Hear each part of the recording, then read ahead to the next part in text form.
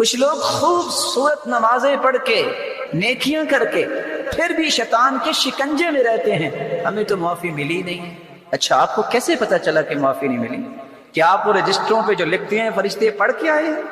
کیا آپ کی طرف نعوذ باللہ کو وحی آ گئی ہے جس کا سلسلہ تو بند ہو چکا ہے کہ آپ کو تو معافی ملنی نہیں؟ دھوکہ ہے، شیطان تمہیں رب سے دور کرنا چاہتا ہے۔ یقین کر کے دعا کرو گے، توبہ کرو گے، اللہ اپنے وعدے پورے کرنے والے ہیں۔ شیطان کے دھوکے میں مت آئیے۔ شیطان چاہے گا کہ تمہیں بے یقین کرے کہ تمہیں تو معاف اللہ نے کرنا ہی نہیں۔ اللہ ذوالجلال تو شیطان کی بھی سنتا ہے۔ شیطان نے کہا تھا ربی انظرنی الی یوم یبعثون، اے میرے رب مجھے قیامت تک مہلت دے دے۔ اللہ نے تو شیطان کو بھی مہلت دے دی۔ تم اللہ کے سامنے جھکنے والے ہو، تمہیں میرا مالک کیسے محروم کرے گا؟ اور دوسرا دھوکہ جو آج امت کو دیا جاتا ہے، اللہ ان کو ہدایت دے جو لوگوں کو دھوکہ دیتے ہیں، اور دھوکہ بھی دین کے نام ہے۔ حدیث کے الفاظ ہیں من کم اعمى عن الطریق، جو کسی نبینے کو غلط راستہ بتاتا ہے اس پہ اللہ کی لعنت ہے۔ اس نے راستہ دنیا کا برا بتایا، تو جو جنت کا راستہ برا بتائے اس پہ کیا ہو جائے؟ کچھ لوگ کہتے ہیں کہ رمضان کا جو آخری جمعہ ہوتا ہے اس میں قضائے عمری کر لیا کریں، جو نمازیں رہ گئیں، جو تم سے رہ گئیں، زیادہ سے زیادہ 100 نفل پڑھ لیں۔ یہ قضائے عمری، ہر نماز کے ساتھ 2 نمازیں اور پڑھ لیں جو پچھلی نمازیں رہ گئی ہیں۔ الا فلیتقوا اللہ، الا فلیتقوا اللہ ولیستحیوا علی انفسہم، اللہ سے ڈر جائیں اور حیا کریں۔ امت کو ایسی بات کا حکم دیتے ہیں جس کا حدیث میں تذکرہ نہیں ہے، جس کا قرآن میں تذکرہ نہیں ہے۔ توبہ کا پھر کیا معنی ہوا؟ اگر قضائے عمری ہی کرنی ہے کہ جو نمازیں رہ گئی ہیں، 6 سال نمازیں نہیں پڑھی، اب ہر نماز کے ساتھ 2 4 نمازیں پچھلی پڑھیں گے، یہ نہ قرآن میں آیا ہے نہ حدیث میں آیا ہے۔ یہ لوگوں پہ تشدد اور لوگوں کو غلط راستہ دینا ہے۔ اللہ کے رسول صلی اللہ علیہ وسلم نے تو فرمایا تھا توبہ تو پچھلے سارے گناہوں کو ختم کر دیتی ہے۔ اور آپ نے قرآن مجید کی آیت سنی، اکیلے گناہ معاف نہیں ہوتے، اللہ اس کو نیکیوں میں تبدیل فرما دیتے ہیں۔ یقین کر لیجئے اللہ کا قرآن سچا ہے، اللہ کے رسول کی زبان سے نکلی ہوئی بات سچی ہے، باقی سب جھوٹ ہے۔ جو لوگوں کو یہ کہہ کے غلط کام کی طرف لگاتے ہیں کہ ہمارے بڑے نے کہا، محمد مصطفیٰ سے کوئی بڑا نہیں، محمد کریم سے کوئی بڑا نہیں ہے، اس نے امت کو اس بات کا حکم نہیں دیا۔ زندگی کے کٹر حالات میں اگر 3 کلمات آپ کو نہ بھولیں تو تمہارا رب تمہیں نہیں بھولے گا۔ حسبی اللہ و نعم الوکیل، حسبی اللہ و نعم الوکیل، یا حی یا قیوم برحمتک استغیث، استغفر اللہ، چھوٹا سا کلمہ ہے، استغفر اللہ۔ من لازم الاستغفار جعل اللہ له من كل هم فرجا ومن كل ضيق مخرجا ورزقه من حيث لا يحتسب۔ استغفر اللہ چھوٹا سا کلمہ ہے جو یہ کہہ دیتا ہے اللہ سختیوں سے نکلنے کا راستہ بنا دیتے ہیں، ہر مشکل کو آسانی میں بدل دیتے ہیں، اور وہاں سے اللہ عطا کرتے ہیں جہاں انسان نے کبھی سوچا نہیں ہوتا۔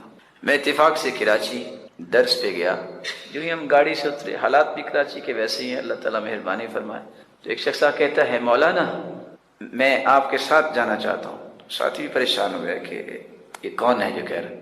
کہتے بس 2 منٹ مجھے دیجیے، یہ میرے استغفار کی گاڑی ہے۔ کیا مطلب؟ کہتے یہ میرے استغفار کی گاڑی ہے۔ میں نے کہا میں سمجھا نہیں۔ کہا میں نے درس سنا تھا استغفار پہ، میں نے 25,000 جمع کیا تھا کہ کوئی کام کروں گا، جس کو میں نے دیا وہ لے کے بھاگ گیا۔ میں نے وضو کیا اور مسجد میں بیٹھ گیا، میں نے استغفار شروع کر دیا، میں نے 1000 مرتبہ استغفار کیا۔ اچانک سے ایک شخص آیا، کہتا تم کہاں تھے؟ میں تمہیں ڈھونڈ رہا تھا، بیٹھو میرے ساتھ، اور مجھے گاڑی پہ بٹھا کے لے گیا اور میرے نام کی گاڑی نکلوا کے کہتا ہے پیسے بعد میں دیتے رہنا۔ کہتا ہے 6 مہینے ہو گئے ہیں گاڑی میرے پاس ہے، مجھے یہ بھی پتہ نہیں وہ بندہ کون ہے، تو یہ میرے رب نے میرے استغفار کی مجھے گاڑی دی۔ میں نے بہت کوشش کی مجھے پتہ ہی چل جائے کہ کون تھا، لیکن کچھ پتہ نہیں۔ وَيَرْزُقْهُ مِنْ حَيْثُ لَا يَحْتَسِبُ، اللہ وہاں سے عطا کرتے ہیں جہاں سے اس نے کبھی سوچا ہی نہیں ہوتا۔ جسے یہ پسند ہو کہ اس کی روزی میں کشادگی کر دی جائے اور اس کی زندگی میں برکت کر دی جائے، تو اس سے کیا مراد ہے؟ حدیث کے الفاظ ہے من سرہ ان یمد لہ فی عمرہ ان یمد لہ فی رزقہ وان یوسع لہ فی رزقہ، جو شخص یہ چاہتا ہے ان ینسأ لہ فی عمرہ کہ اس کی عمر لمبی ہو جائے، وَيُوَسَّعَ لَهُ فِي رِزْقِهِ، اور اس کا رزق زیادہ ہو جائے، اس کو چاہیے کہ صلہ رحمی کرے، رشتہ داروں سے اچھا سلوک کرے۔ سوال یہ ہے کہ موت کا وقت تو مقرر ہے، تو اس میں اضافہ کیسے ہوگا؟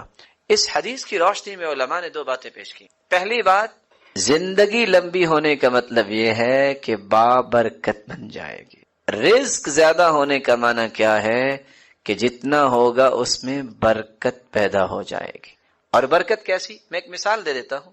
صحابی جابر رضی اللہ تعالیٰ عنہ نے دیکھا کہ رسول اللہ صلی اللہ علیہ وسلم کے اوپر بھوک کے آثار ہیں، پہچان جاتے تھے اس وقت صحابہ۔ آپ گئے اپنی بیوی سے کہتے ہیں لگتا ہے آج اللہ کے رسول صلی اللہ علیہ وسلم نے کھانا نہیں کھایا، تو میں ان کو لے کے آتا ہوں، کھانا بناؤ۔ جا کے فسررتہ فی اذنہ، چپکے سے کان میں کہا سرتاج رسول آج آپ کھانا ہمارے پاس کھائیے گا، کیونکہ بیوی نے یہ بتایا تھا کہ صرف بچوں کے لیے کھانا ہے۔ آپ نے کہا اچھا، ایھا الناس یا اہل الخندق ان جابرا قد صنع لکم سؤرا، آپ کے بھائی نے آج دعوت کی ہے، فہیّا اہلا، آجو سارے۔ اور لوگ کتنے تھے؟ 1000۔ کتنے تھے؟ اللہ اکبر۔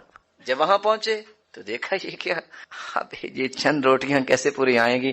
آپ نے فرمایا جو آٹا ہے اس پہ کپڑا ڈال لو، بسم اللہ پڑھ کے شروع کرو، نادی الخبازہ، اور ایک روٹیاں پکانے والی اور بھی بلاؤ۔ کہا اللہ کے رسول صلی اللہ علیہ وسلم یہ تو میری بیوی پکا لے گی۔ کہا نادی الخبازہ، ایک اور بناؤ۔ کیا ہوا؟ وہ آٹا لے کے روٹیاں پکاتی گئی، صحابہ کھاتے گئے، سب نے کھا لیا اور ابھی تک کھانا بچا ہوا تھا۔ برکت کس نے دی؟ اس رب نے۔ برکت جب کسی مال میں آ جاتی ہے نا تو پھر میرے محترم معمولی مال بھی بہت زیادہ لگتا ہے۔ بے برکتی جب آئے تو کروڑوں کا مالک ہو تو وہ روتا ہی نظر آتا ہے۔ پتہ کیا کہے گا؟ پتہ نہیں کیا بنے گا، کیا بنے گا، زیادہ سے زیادہ قبر بنے گی، وہ تو بن کے رہنی ہے۔ آپ کیا سمجھتے ہیں کہ ایک انسان غموں سے ٹوٹ چکا، مصیبتوں سے چور ہو چکا، گردن جھک گئی، قدم بوجھل ہو گئے، سوچ آگے سفر کرنے سے اپنے ہاتھ کھڑی کر چکی، علاج کیا ہے؟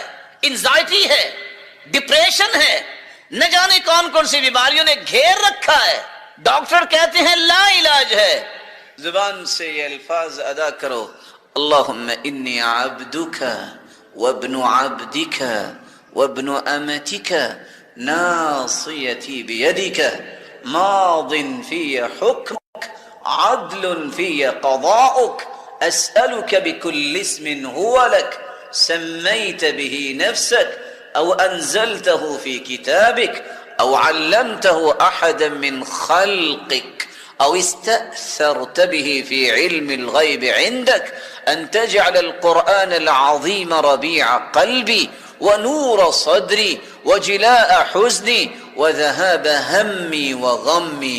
اتنے الفاظ انسان پڑھ لے، دنیا جہان کے غم اس کے سر پہ سوار ہیں، اللہ سارے اتار دیتے ہیں اور اس کے دل کو، قرآن مجید کو اس کے لیے بہار بنا دیتے ہیں۔ ساتھ ہی صحابہ نے پوچھا اللہ کے رسول یہ ہم سیکھ نہ لیں؟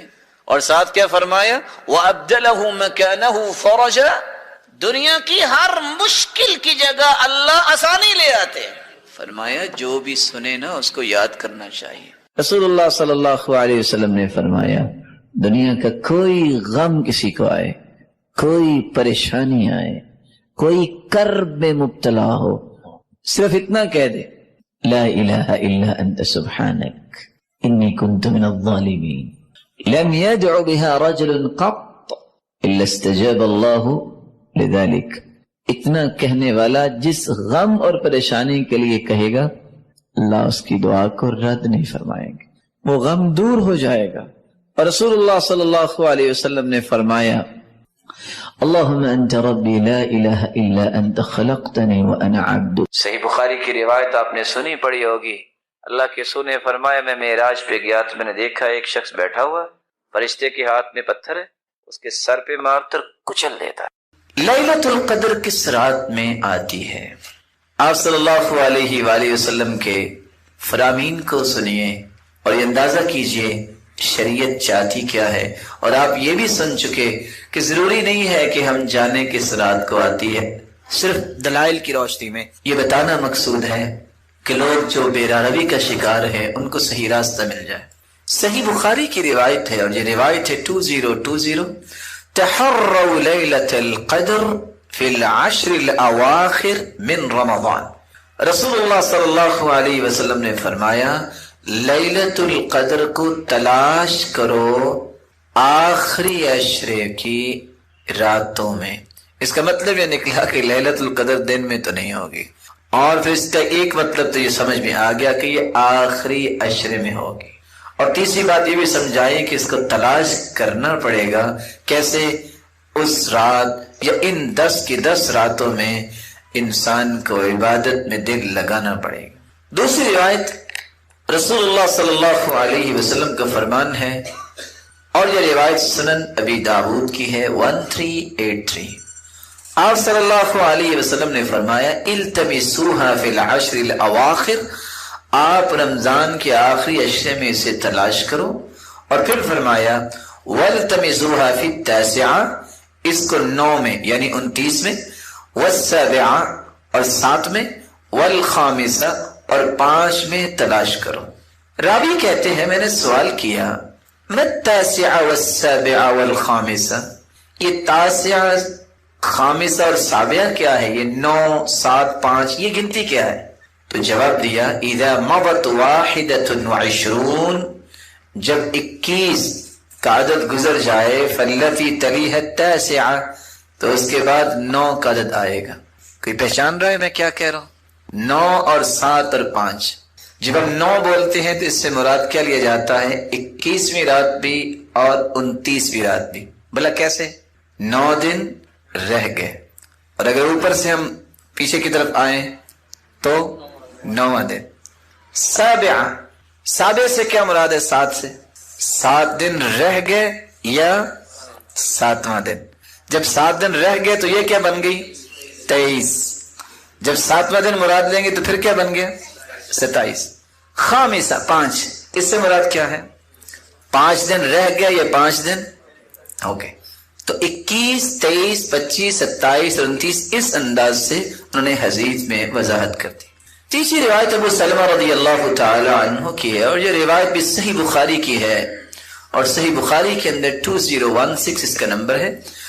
سألت ابا سعید وكان لي صديقا، ابو سلمہ کہتے ہیں کہ میں نے ابو سعید سے پوچھا اور وہ میرے دوست تھے، کہتے ہیں اعتکفنا مع النبی صلی اللہ علیہ وسلم العشر الاوسط من رمضان، ہم رمضان میں درمیانے عشرے میں اللہ کے رسول کے ساتھ اعتکاف بیٹھے۔ صحابی کہتے ہیں فخرج صبیحۃ 20 فخطبنا، آپ 20ویں دن جب صبح کی تو آپ نے ہمیں خطبہ دیا اور فرمایا انی اریت لیلۃ القدر، مجھے لیلۃ القدر دکھائی گئی، ثم انسیتها او نسیتها، پھر میں بھول گیا یا مجھے بھلا دیا گیا۔ فالتمسوها فی العشر الاواخر فی الوتر، آخری عشرے میں تلاش کرو طاق راتوں میں۔ تھوڑا سے قریب ہو رہے ہیں نا، پہلے یہ بتایا کہ لیلۃ القدر رمضان میں آئے گی، پھر آپ نے فرمایا کہ لیلۃ القدر آخری عشرے میں ہوگی، پھر آخری عشرے میں آگے مزید اس کو قریب کیا کہ اب تم طاق راتوں میں سے تلاش کرو۔ تو طاق راتیں کون سی ہیں؟ 21 23 25 27 اور 29۔ تو آپ صلی اللہ علیہ وسلم کو خواب میں دکھائی گئی جیسا کہ والا دن ہے، وَهُوَ أَعْظَمُ عِنْدَ اللَّهِ مِنْ يَوْمِ الْأَضْحَى وَيَوْمِ الْفِطْرِ، بلکہ فرمایا کہ عید الفطر اور عید الاضحیٰ سے بھی زیادہ عظمت والا دن۔ فیہ 5 خصال، اس میں 5 ایسی خصلتیں ہیں۔ خلق اللہ فیہ آدم، اس دن اللہ تعالیٰ نے آدم کو پیدا کیا، وَأُهْبِطَ فِيهِ آدَمَ إِلَى الْأَرْضِ، اور اسی دن اللہ نے زمین کی طرف آدم کو اتارا، وَفِيهِ تَوَفَّى اللَّهُ آدَم، اور اسی دن اللہ تعالیٰ نے آدم کی روح قبض کی، وَفِيهِ سَاعَةٌ لَا يَسْأَلُ اللَّهَ فِيهَا الْعَبْدُ شَيْئًا إِلَّا أَعْطَاهُ مَا لَمْ يَسْأَلْ حَرَامًا۔ چوتھی خصلت جمعے کے دن کی یہ ہے کہ ایک ایسی مبارک گھڑی ہے جو بھی انسان اللہ سے طلب کرے اللہ رب العزت اسے عطا کر دیتے ہیں۔ وَفِيهِ تَقُومُ السَّاعَةُ، اور 5ویں خصلت اسی دن قیامت قائم ہوگی۔ مَا مِن مَلَكٍ مُقَرَّبٍ وَلَا سَمَاءٌ وَلَا أَرْضٌ وَلَا رِيَاحٌ وَلَا جِبَالٌ ولا بحر الا وهن يشفقن من يوم الجمعة، فرشتے، آسمان اور زمین، ہوائیں اور پہاڑ اور سمندر اس دن سے خوف کھاتے ہیں کہ اس دن قیامت قائم ہوگی۔ رسول اللہ صلی اللہ علیہ وسلم نے جہاں اس کو دنوں کا سرتاج کہا، وہاں یہ لفظ بھی صحابہ کرام کو بیان کیے، ان من افضل ایامکم یوم الجمعہ، یہ افضل ترین دن ہے۔ بقیہ چیزوں کو بیان کرتے ہوئے آپ نے یہ بھی فرمایا فَأَكْثِرُوا عَلَيَّ مِنَ الصَّلَاةِ فِي، جمعے کے دن تم کثرت سے درود پڑھا کرو، فَإِنَّ صَلَاتَكُمْ مَعْرُوضَةٌ عَلَيَّ، کیونکہ تمہارا سلام مجھے پہنچایا جائے گا۔ رسول اللہ صلی اللہ علیہ وسلم کے صحابہ نے سوال کر دیا کہ ہم اگر درود پڑھیں گے تو آپ کے پاس کیسے پہنچے گا؟ تو جواب دیا ان اللہ حرم علی الارض ان تأکل اجساد الانبیاء، اللہ تعالیٰ نے زمین پر حرام کر دیا ہے کہ وہ انبیاء کے جسد مبارک کو نقصان پہنچائے یا کھائے، تو تمہیں ثواب اور اجر سے نوازا جائے گا۔ اور یہ روایت سنن ابی داود کی 1047 نمبر اور سنن النسائی کی 1373 نمبر اور سنن ابن ماجہ کی 1082 نمبر۔ رسول اللہ صلی اللہ علیہ وسلم نے فرمایا جمعے کا دن تھا تو جبریل امین تشریف فرما ہوئے، اور جبریل امین نے اپنی ہتھیلی پہ ایک سفید شیشے کی طرح ایک چیز مجھے دکھائی، فی وسطها كالنکتة السوداء، جس کے درمیان ایک کالا نشان تھا۔ فقال ما هذه یا جبریل، میں نے سوال کیا جبریل یہ کیا؟ قال هذه الجمعة يعرضها عليك ربك لتكون لك عيدا، یہ تیرے رب کی طرف سے تحفہ ہے، جمعے کا دن ہے اور آپ کے لیے اللہ نے اس کو عید بنایا ہے، وَلِقَوْمِكَ مِن بَعْدِكَ، اور آپ کی قوم کے لیے بھی عید ہے۔ اور ایک دوسری روایت کے الفاظ یہ روایت طبرانی کی روایت ہے، اور شیخ البانی رحمۃ اللہ علیہ صحیح الترغیب والترہیب میں اس کو صحیح کہہ رہے ہیں۔ آپ کے زبان اقدس سے یہ الفاظ بھی نکلے ان هذا اليوم جعله اللہ عیدا للمسلمین، اللہ تعالیٰ نے جمعے کے دن کو مسلمانوں کے لیے عید کا دن بنایا ہے۔ بلکہ رسول اللہ صلی اللہ علیہ وسلم نے فرمایا ان فی الجنۃ لسوقا یأتونها کل جمعہ، جمعے کا مبارک دن اللہ جنت میں بھی رکھے، جنت میں ایک بازار ہوگا، یأتونها کل جمعہ، صحیح مسلم کی 2833 نمبر روایت ہے کہ جنت میں بھی ایک بازار ہوگا جس میں جنتی جمعے کے دن آئیں گے، کیا کیفیت ہوگی یہ اللہ ہی جانتے ہیں۔ اور اگر اس کو دوسرے لفظوں میں آپ کہہ سکیں کہ جنت میں بھی اللہ تعالیٰ جمعہ بازار جنتیوں کی خواہشوں کو پورا کرنے کے لیے لگوائیں گے، فتحب ريح الشمال، شمال کی طرف سے ہوا آئے گی، فتحسو فی وجوہہم وثیابہم، جو جنتیوں کے لباس اور ان کے چہروں پہ پڑے گی، فیزدادون حسنا وجمالا، تو اللہ کی طرف سے اس گرد پڑنے سے جو گرد نہیں ہوگی، اس مٹی کی وجہ سے ان کے حسن میں اضافہ ہوگا، فیرجعون الی اہلیہم، جب وہ گھروں کو واپس پلٹ کے آئیں گے، وقد ازدادوا حسنا وجمالا، تو گھروں والے بھی اس سے زیادہ خوبصورت ہو چکے ہوں گے، فیقول لهم اہلوہم، تو وہ کہیں گے گھروں والے واللہ لقد ازددتم بعدنا حسنا وجمالا، اللہ کی قسم تم تو ہمارے بعد اور زیادہ حسن میں ہو گئے ہو، فیقولون، تو وہ جواب دیں گے وانتم واللہ لقد ازددتم بعدنا حسنا وجمالا، اللہ کی قسم ہم تو ہوئے آپ بھی اللہ کی رحمت سے حسن و جمال میں اور زیادہ ہو گئے۔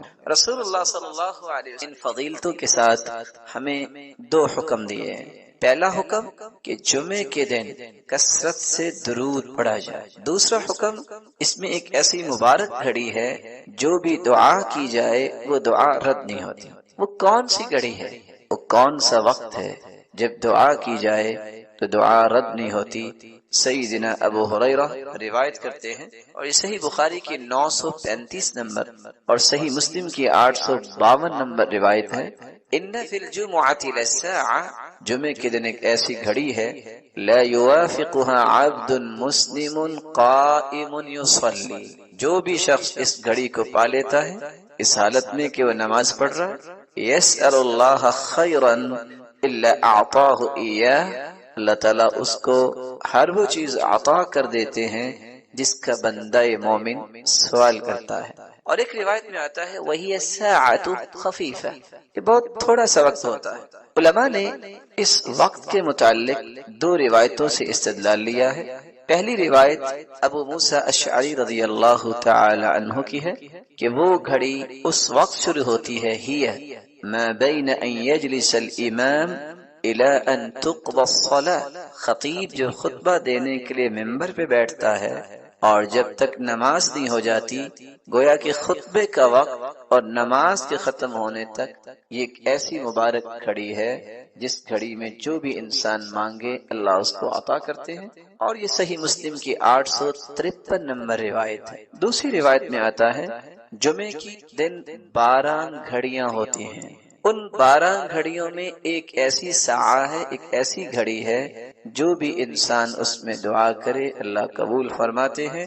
فَالْتَمِسُوهَا آخِرَ، نماز کے بعد 33 مرتبہ سبحان اللہ، 33 مرتبہ الحمدللہ، 34 مرتبہ اللہ اکبر کہہ دیتا ہے۔ اسے ملتا کیا ہے؟ 5 انعام ملتے ہیں۔ پہلا انعام، اللہ کے رسول صلی اللہ علیہ وسلم نے فرمایا کفرت عنہ خطایا وَإِن كَانَتْ مِثْلَ زَبَدِ الْبَحْرِ، اگر کسی کے سمندر کی جھاگ جتنے بھی گناہ ہوں سب کے سب معاف کر دیے جاتے ہیں۔ دوسرے انعام کیا ہے؟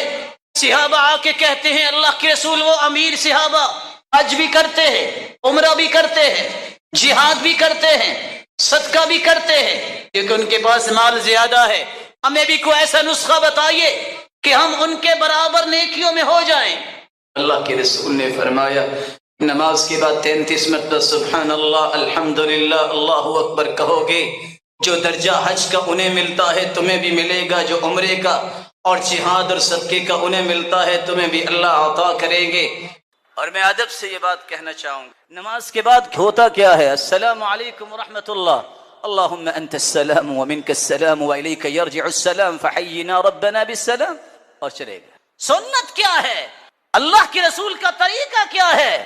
اس وقت اللہ کے رسول ذکر کیا کرتے، میں دعا کروں آپ دعا کریں، کوئی شورٹ ہی نہیں ہے کہ ہماری قبول ہوگی کہ نہیں ہوگی، لیکن اللہ کے فرشتے جب دعا کرتے ہیں ان کی دعا کو رد نہیں کیا جاتا۔ والملائکۃ یصلون ما دام فی مجلسہ الذی صلی فیہ، تقول الملائکہ اللہم اغفر له اللہم ارحم اللہم تب علی ما لم یؤذی وما لم یحدث۔ نماز کے بعد جب تک تم ذکر کرتے رہتے ہو اربوں فرشتے 3 دعاؤں میں لگ جاتے ہیں، اللہم اغفر لہ، اے اللہ اس کو معاف فرما دے، اللہم ارحم، اللہ اس پہ رحمت کی برکھا برسا دے، اللہم تب علی، اللہ اس کی توبہ کو قبول فرما لے، ما لم یؤذی وما لم یحدث، جب تک وہ کسی کو تکلیف نہ دے، بے وضو نہ ہو جائے، فرشتے دعائیں کرتے ہی رہتے ہیں۔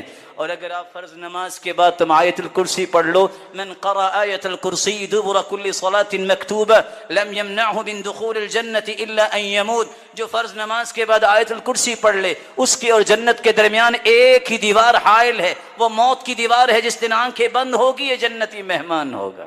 ومن سبح اللہ 33 وحمد اللہ 33 وکبر اللہ 34 حطت عنہ خطایاہ وان كانت مثل زبد البحر، 33 مرتبہ سبحان اللہ، 33 مرتبہ الحمدللہ، 34 مرتبہ اللہ اکبر جو کہہ دیتا ہے، سمندر کی جھاگ کے برابر بھی گناہ ہوں تو اللہ اسے دھلوا دے۔ دعا کی 2 قسمیں ہیں، ایک یہ ہے کہ دعا کرنا، ایک ہے دعائے التجا اور دعائے ذکر، اور اللہ کے رسول کا فرمان ہے جو میرے ذکر میں مشغول رہتا ہے میں اسے وہ عطا کرتا ہوں جو دعا کرنے والے کو بھی۔ کاش کسی کو اللہ کے ذکر کی اہمیت پتہ چل جائے تو کبھی بھی اس ذکر کو چھوڑے نہ۔ میں آپ سے بھی ادباً گزارش کروں گا، اللہ ذوالجلال آپ سب کو جنت الفردوس میں جمع فرمائے۔ نماز کے بعد گنتی کے 4-5 منٹ ہوتے ہیں، بیٹھ کے اللہ کا ذکر کی۔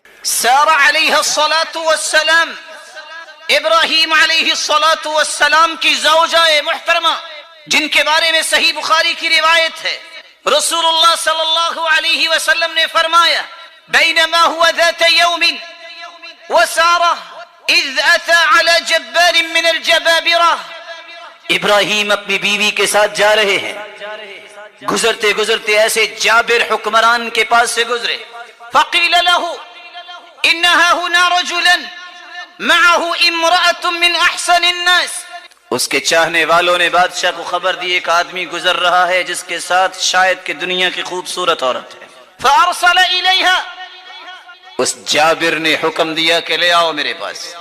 ابراہیم علیہ الصلاۃ والسلام کو بھی بلایا گیا، بیوی کو بھی بلایا گیا، دونوں کو جدا کر دیا، ایک کو ایک کمرے میں، ایک کو ایک کمرے میں۔ میرا رب اپنے پیاروں کو آزماتا ضرور ہے لیکن گراتا نہیں ہے۔ ابراہیم علیہ الصلاۃ والسلام موقن بربی، اپنے رب پہ یقین کرنے والے کمرے میں جاتے ہیں، اللہ اکبر، نماز شروع کر دی۔ سارہ علیہ الصلاۃ والسلام جس کمرے میں ہے وہ جابر، وہ ظالم اپنے ظلم کی ہوس پوری کرنے کے لیے ذهب يتناولها بيدي، ہاتھ آگے بڑھاتا ہے، فقال، جو ہی ہاتھ بڑھاتا ہے سارہ علیہ الصلاۃ والسلام دعا کرتی ہیں، ہاتھ شل ہو جاتا ہے، کہتا ہے ایک مرتبہ دعا کر دو میرا ہاتھ ٹھیک ہو جائے، میں تمہیں تکلیف نہیں دوں گا، ولا اضرک، میں تمہیں تکلیف نہیں دوں گا۔ فدعت اللہ فاطلق، سارہ علیہ الصلاۃ والسلام نے دعا کی، ہاتھ ٹھیک ہو گیا۔ ثم تناولها الثانیہ، پھر آگے ہاتھ بڑھاتا ہے، فاخذ مثلها، سارہ علیہ الصلاۃ والسلام کا یقین کیا کہتا ہے، میرا رب اس ہاتھ کو میرے پاس پہنچنے نہیں دے گا، ہاتھ پھر شل ہو گیا۔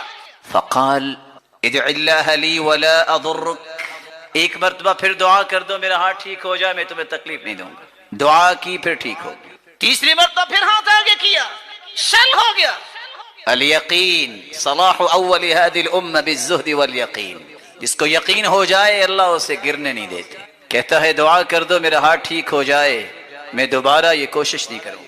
باہر نکلا اور کیا کہتا ہے، انکم لم تؤتونی، انکم لم تأتونی بانسان، یہ کوئی انسان نہیں لگتا جو تم میرے پاس لے کے آئے ہو۔ فاخدمها ہاجر، کہا میری طرف سے تحفہ ہے ہاجرہ، یہ لونڈی علیہ الصلاۃ والسلام۔ اللہ عز و جلال اپنے پیغمبر ابراہیم کو سب کچھ دکھا رہے تھے کہ کیا ہو رہا ہے، وہ دیکھ رہے تھے۔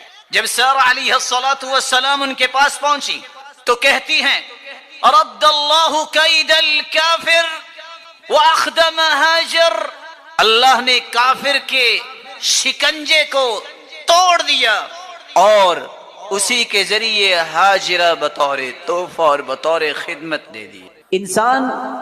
انسان ہے، اس میں کمزوری آ جاتی ہے، کسی کی بات سے متاثر ہونا یہ بھی اس کی عادات میں سے ایک عادت ہے، زیادہ پریشرائز کرے تو یہ پریشان بھی ہو جاتا ہے، جیسے کہ آج کل طرح طرح کی خبریں، طرح طرح کی باتیں، اور اللہ عز و جلال کے پیغمبر کی بات کو سوچے تو مجھے اور آپ کو شرمندگی ہونی چاہیے۔ ہر بات کو بغیر تحقیق کے اڑا دیتے ہیں، آگے شیئر کر دیتے ہیں۔ کفی بالمرء کذبا ان یحدث بکل ما سمع، آدمی کے جھوٹا ہونے کے لیے اتنا ہی کافی ہے وہ سنی سنائی بات کو آگے کر دے اور اس کی تحقیق نہ کرے۔ اس اعتبار سے دیکھیے اس وقت قوم کس جرم میں مبتلا ہے اور کس طرح لوگوں کے اندر یہ خوف اور ہراس پیدا کر دیا ہے کہ لوگوں کو جان کے لالے پڑ گئے ہیں، حالانکہ صحت مند جو ہے وہ فوت ہو جاتے ہیں، بیمار کتنے کتنے سال زندہ رہتے ہیں، کیونکہ فیصلہ اس کا نافذ ہونا ہے۔ اگر احتیاطیں ہی کام کرتی، اللہ ان کو جزائے خیر دے، ڈاکٹرز کو تو کم از کم ڈاکٹرز تو تمام کے تمام میئرز کا اہتمام کرتے ہیں، وہ تو اللہ کے پاس نہ جاتے۔ اس بات میں مجھے اور آپ کو سمجھ نہیں آتی کہ فیصلہ پھر بھی اللہ کا ہے، اس پہ یقین کریے۔ الا بذکر اللہ تطمئن القلوب، اس کو مینٹین رکھنے کے لیے آپ کو اللہ کا ذکر معمول بنانا پڑے۔ اس یقین کو مینٹین رکھنے کے لیے شریعت نے دوسرا پہلو بیان کیا ہے، یا ایھا الذین آمنوا صلوا علیہ وسلموا تسلیما، کثرت سے اپنے رب کا بھی تذکرہ کیجئے اور کثرت سے اپنے رب کے محبوب پر درود بھیجیں۔ دو چیزیں جب تک آپ یقین کے ساتھ رکھیں گے، آپ کا یقین کبھی تزلزل کا شکار نہیں ہوگا، کبھی آپ کو پریشانی لاحق نہیں ہوگی۔ اسی لیے تو اللہ ذوالجلال نے فرمایا ہے کہ ان دلوں کو سکون اللہ کے ذکر سے ملتا ہے۔ اس لیے تو اس کے محبوب نے فرمایا تھا جب تم کثرت سے درود پڑھو گے اذن تکفی ہمک ویغفر لک ذنبک، تمہارے گناہ بھی اللہ سارے معاف کر دیں گے اور سارے کے سارے غموں کو اللہ ذوالجلال خود دور فرما دیں گے۔ اس لیے ابو ثعلبہ الخشنی رضی اللہ تعالی عنہ روایت کرتے ہیں رسول اللہ صلی اللہ علیہ وسلم نے فرمایا اذا كان لیلۃ النصف من شعبان، جب شعبان کا نصف ہوتا ہے، اطلع اللہ الى خلقہ، اللہ رب العزت اپنی مخلوق کی طرف جھانکتے ہیں، فیغفر للمؤمنین، مومنوں کو اللہ رب العزت معاف فرما دیتے ہیں، ویملی للکافرین، اور کافروں کو مہلت دے دیتے ہیں، ویدع اہل الحقد بحقدہم حتی یدعوہ، اور جن لوگوں کے دل میں کسی کے بارے میں حسد ہوتا ہے، حقد ہوتا ہے، بغض و عداوت ہوتی ہے، تو اللہ رب العزت ان کو چھوڑ دیتے ہیں، ان کے نام اعمال کو دیکھنا پسند نہیں کرتے اور ان کے بارے میں بخشش کا فیصلہ بھی نہیں ہوتا۔ بلکہ رسول اللہ صلی اللہ علیہ وسلم نے فرمایا فَيَغْفِرْ لِجَمِيعِ خَلْقِهِ إِلَّا لِمُشْرِكٍ أَوْ مُشَاحٍ، اللہ رب العزت ہر ایک کو معاف فرما دیتے ہیں، مشرک کو معاف نہیں کرتے، مشاحن کو معاف نہیں کرتے۔ مشاحن وہ شخص جس کے دل میں کسی شخص کے بارے میں بغض ہے، عداوت ہے، تعصب ہے، حسد ہے، ایسے شخص کو اللہ معاف نہیں کرتے۔ سال کے اندر بہت سارے ایسے مواسم رکھے ہیں جن میں متقی اپنے تقوی کی تجارت کو فروغ دیتے ہیں اور مومن اپنے ایمان کی تجارت کو بڑھاتے ہیں۔ ان میں سے ایک تجارتی موسم رمضان مبارک کا بھی آنے والا ہے۔ اس مہینے کے لیے رسول اللہ صلی اللہ علیہ وسلم نے جو امت کو رہنمائی دی، آپ صلی اللہ علیہ وآلہ وسلم نے شعبان کے اندر روزے رکھے۔ کیوں روزے رکھے؟ طبیعت کو اس بات پہ مائل کرنے کے لیے 15 شعبان تک روزے رکھنا کہ میں نے اس کے بعد یہ پریکٹس کرنے کے بعد رمضان المبارک میں داخل ہونا ہے، اور وہ اس خوشی کے ساتھ میں داخل ہوں، کسی قسم کی کوئی قلق اور بوجھ نہ ہو، اس راحت کے ساتھ میں اس مہینے میں داخل ہوں کہ یہ مجھ پہ فرض ہے اور شاید کہ میری زندگی کے سب سے خوبصورت لمحات وہ ہوں گے جن لمحات میں نے روزہ رکھا ہو۔ قرآن و حدیث کے دلائل کو دیکھا جائے تو یہ گنتی کے چند اعمال ہیں جن کے بارے میں اللہ ذوالجلال نے فرشتوں کو حکم دیا ہے کہ آپ ان کا اجر لکھ ہی نہیں سکتے۔ الصوم لی وانا اجزی بہ، بس یہ لکھ دو کہ روزہ رکھا۔ فرشتوں کے پاس کیلکولیشن کا کتنا بڑا نظام ہے، وہ کیلکولیٹ ہی نہیں کر سکتے کہ اللہ ذوالجلال روزے کا اجر کتنا دیں گے۔ اس لیے اللہ ذوالجلال نے فرمایا کہ الصوم لی وانا اجزی بہ، بس یہ لکھ دو کہ روزہ میرے لیے ہے اور اس کا اجر بھی میں اپنی شان اور عظمت کے مطابق ہی دوں۔ اس کی ایک جھلک حدیث نے بیان کی ہے جو صحیح بخاری اور صحیح مسلم کی روایت ہے، ما من عبد يصوم يوما في سبيل الله إلا بعد الله بذلك اليوم وجهه عن النار 70 خريفا۔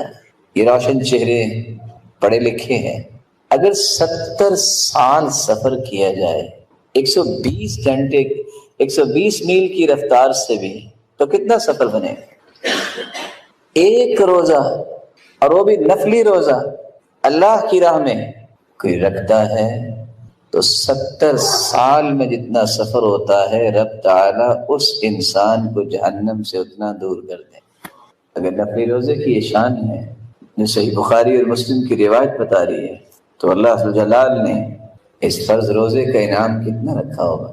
اس لیے جب صحابی ابو امامہ رضی اللہ تعالی عنہ نے سوال کیا تھا کہ مجھے کوئی وصیت کیجیے، فرمایا علیک بالصوم فإنہ لا مثل لہ، تم روزہ رکھا کرو، اس کے مثل کوئی عمل نہیں۔ لیکن یہ رمضان پہلا رمضان نہیں ہے جو ہماری زندگی میں آئے گا۔ کتنے یہ مبارک مہینے آئے، لیکن ان مہینوں سے میں نے فائدہ کتنا لیا، اور میرا فائدہ لینے کے سامنے رکاوٹیں، ہرڈلز اور کتنی مشکلات آئیں، میں نے اس کو کبھی امیجن نہیں کیا۔ میں چاہوں گا کہ اس ضمن میں آپ کی خدمت میں 5 گزارشیں رکھوں کہ آپ زندگی کے کسی بھی مہینے میں ہیں، یہ 5 چیزیں آپ کے ساتھ رہنی چاہیے۔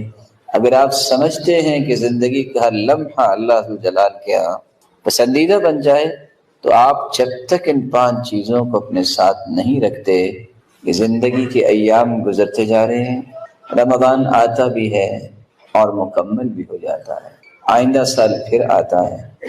یہ تو اللہ کی رحمت اور نعمت جاری و ساری ہے۔ سوال یہ ہے، ماذا استفدنا من هذا الشهر الفضیل، اس فضیلت والے مبارک مہینے سے ہم نے فائدہ کیا لیا؟ اگر آپ زندگی کے لمحات کو صحیح استعمال کرنا چاہتے ہیں تو سب سے پہلی گزارش یہ، جب تک آپ اپنی نیت کو خالص نہیں کرتے کہ میں نے رب کی رضا حاصل کرنی ہے، مجھے اللہ ذوالجلال کی خوشنودی چاہیے، بس وہ مجھ سے راضی ہو جائے، اس وقت تک بڑی سے بڑی عبادت بھی آپ بجا لاتے ہیں، وہ اللہ کے ہاں اس کا کوئی ویٹیج اور وزن نہیں ہے۔ ان اللہ لا يقبل من العمل الا ما كان له خالصا وابتغي به وجهه، اللہ ذوالجلال صرف وہ عمل قبول کرتے ہیں جو خالص اس کی رضا کے لیے کیا جائے۔ دنیا کے اندر کاروبار کرنے والے 50-50، 60-40، 70-30 اپنی پسند کی ریشو رکھ کے کاروبار کرتے ہیں، لیکن جب حساب کرتے ہیں ایک پیسہ نہیں چھوڑتے۔ عبادت اتنی حساس ہے کہ اگر 99% آپ نے اللہ کے لیے عبادت کی ہو اور 1% لوگوں کے لیے کہ لوگ بھی واہ واہ کریں، لوگ مجھے اپریشیٹ کریں، تو اللہ جلال قیامت کو فرمائیں گے ترکتہ وشرکہ، میں نے اپنے 99% بھی چھوڑے جس کے لیے تم نے 1% عبادت کی تھی، فلیطلب ثوابہ من عندی، آج بدلہ اسی سے جا کے لے لو۔ اس قدر خسارے کی بات ہے۔ اور جرجانی رحمہ اللہ سے جب کسی نے پوچھا تھا کہ اخلاص ہے کیا، وہ کہا کرتے تھے اللہ تطلب لعملک شاہدا غیر اللہ، دنیا میں سب سے زیادہ ریلائبل کام وہ ہوتا ہے جس کے گواہ ہوں۔ اللہ ذوالجلال کے ہاں سب سے ریلائبل کام وہ ہے جس میں اللہ کے سوا کوئی گواہ نہ ہو۔ یہ شعور جب انسان کو آتا ہے، بات کرتے وقت، عمل کرتے وقت، نیکی کرتے وقت، عمل صالح اختیار کرتے وقت، میں کس کے لیے کر رہا ہوں؟ مجھے تو رب کی رضا چاہیے، میرے مالک تو راضی ہو جانا، میرے مالک اپنی رضا کے لیے سے خاص کر لینا۔ یہ شعور اگر بیدار ہو جائے تو اس سے قیمتی انسان روئے زمین پہ کوئی نہیں۔ نو ڈاؤٹ کہ جہاد کتنا عظیم کام ہے۔ شریعت نے جو 2-3 باتیں بیان کی ہیں جن کا وزن میں اور آپ نہیں کر سکتے۔ پہلی بات ذروۃ سنامہ الجہاد، یہ معمولی بات نہیں، اسلام کی کوہان اور بلندی اور چوٹی جہاد ہے۔ باب من ابواب الجنہ یذہب اللہ بہ الہم والغم، یہ جنت کے دروازوں میں سے ایک دروازہ ہے۔ اس لیے فرمایا نا من لم یغل ولم یحدث بہ نفسہ مات علی شعبۃ من النفاق، نیت بھی خالص ہے، ہیں بھی صحابہ، رکھا بھی روزہ ہوا ہے، تمنا یہ ہے کہ روزہ نبھانا، کیا اس سے خوبصورت نیت ہو سکتی؟ فلما بلغ قراع الغمیم، جب قراع غمیم جگہ پہ پہنچے، فاخبر رسول اللہ صلی اللہ علیہ وسلم، اللہ کے رسول صلی اللہ علیہ وسلم کو اس بات کی خبر دی گئی کہ ان بعض الناس، کہ بعض لوگوں نے روزہ رکھا ہے۔ آپ نے کیا فرمایا؟ اولئک العصاة، اولئک العصاة، یہ گنہگار ہیں، یہ گنہگار ہیں جنہوں نے روزہ نہیں چھوڑا۔ صحابی ہو، کمال کی نیت ہو، روزہ ہو، جب اللہ کے رسول صلی اللہ علیہ وسلم کی بات آ جائے، نیت بھی خالص ہے اور معمولی سی تاخیر ہوئی تو کیا کہا؟ گنہگار ہیں۔ اگر میں اور آپ جو بہت ناکارہ لوگ ہیں، اور ہماری نیتوں کا بھی کیا وزن ہوگا، اگر ہم کوئی کام کریں تو ہم گنہگار نہیں ہوں گے جو سنت کے مخالف ہوگا؟ یہ شبہ بھی زائل ہونا چاہیے ذہن میں. فلاں تو بڑا قداور شخص ہے، اس کا تو بڑا ویٹیج ہے. دنیا کے ہر قداور شخص کو جمع کر لیا جائے، پوری کائنات کو، محمد مصطفیٰ کی ایک بات کا مقابلہ نہیں کر سکتا. سیدنا عبداللہ ابن عباس رضی اللہ تعالی عنہ کے پاس ایک شخص نے کہا کہ سیدنا ابو بکر یہ کہتے ہیں، اور سیدنا عبداللہ ابن عباس نے کہا اللہ کے رسول یہ کہتے ہیں. مقابلے میں کون ہے؟ وہ ہستی جس کے بارے میں اللہ کے رسول نے خود فرمایا تھا میں نے دنیا میں ہر ایک کے احسانات کا بدلہ دے دیا ہے، لیکن ابو بکر کے احسانات کا بدلہ قیامت کو میرا رب دے گا.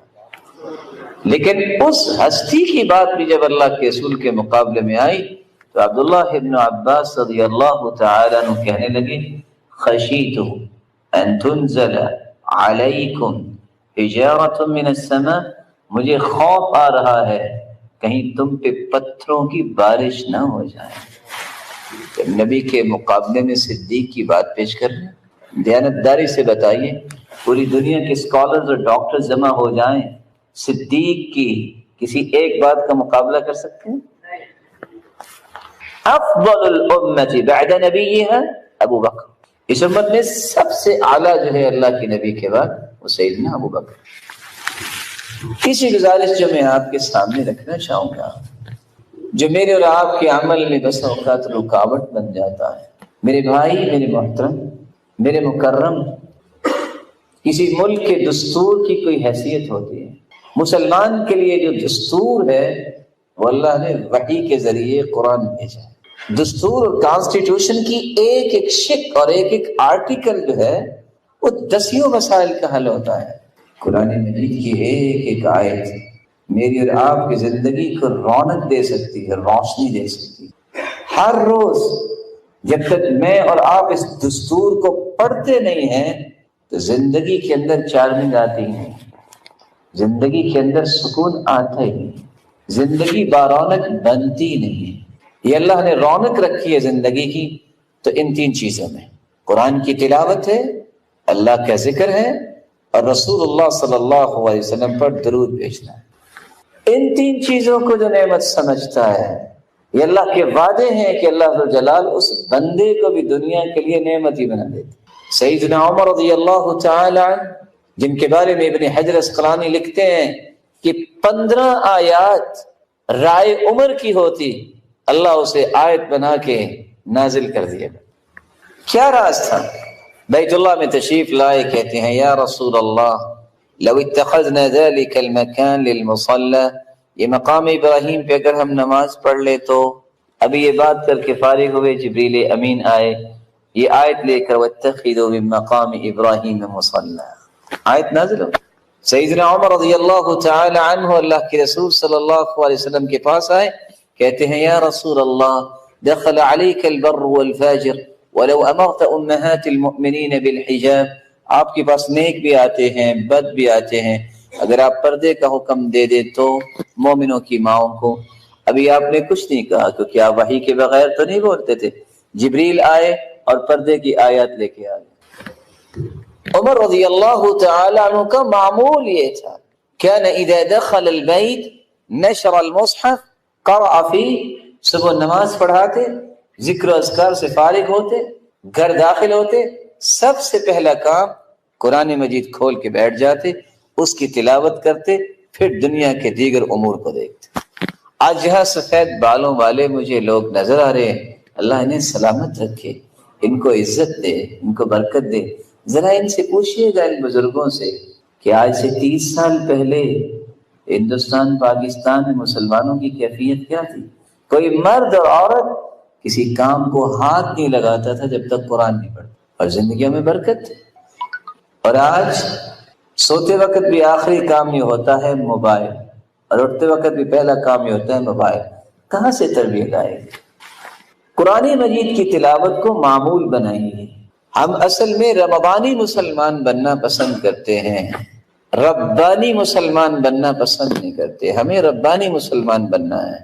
اللہ کے رسول صلی اللہ علیہ وسلم نے یہ منہج بیان کیا ہے، اقرأ فی 40، زیادہ سے زیادہ 40 دن میں قرآن ختم ہونا چاہیے۔ اقرأ فی 30، صحابی نے کہا میں اور پڑھنا چاہتا ہوں، کہا تو 30 دن میں ختم کر لو۔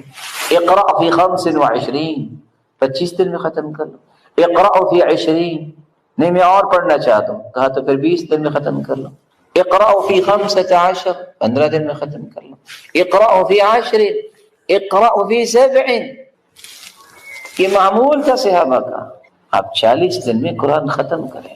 اللہ عز و جلال نے جو قرآن میں لذت رکھی ہے، یہ آپ کے سر کے بالوں سے لے کے پاؤں تک آپ کو اس طرح سرشاری عطا کرے گی کہ دنیا وَأَقِمِ الصَّلَاةَ طَرَفَيِ النَّهَارِ وَزُلَفًا مِّنَ اللَّيْلِ إِنَّ الْحَسَنَاتِ يُذْهِبْنَ السَّيِّئَاتِ ذَلِكَ ذِكْرَى لِلذَّاكِرِينَ وَأَقِمِ الصَّلَاةَ طَرَفَيِ النَّهَارِ وَزُلَفًا مِّنَ اللَّيْلِ، صبح اور شام نماز کو قائم کرو۔ ہوگا کیا؟ وہ گناہ جو تم کر چکے ہو، ان الحسنات، یہ نماز دنیا جہان کی توحید کے بعد سب سے بڑی نیکی ہے۔ جو بندہ نماز کا پابند ہے نا، اللہ تعالیٰ اسے گرنے نہیں دیتے۔ نماز ہر اس پریشانی کا علاج ہے جس کا حل انسانی ہاتھوں میں نہیں ہے، جس کا حل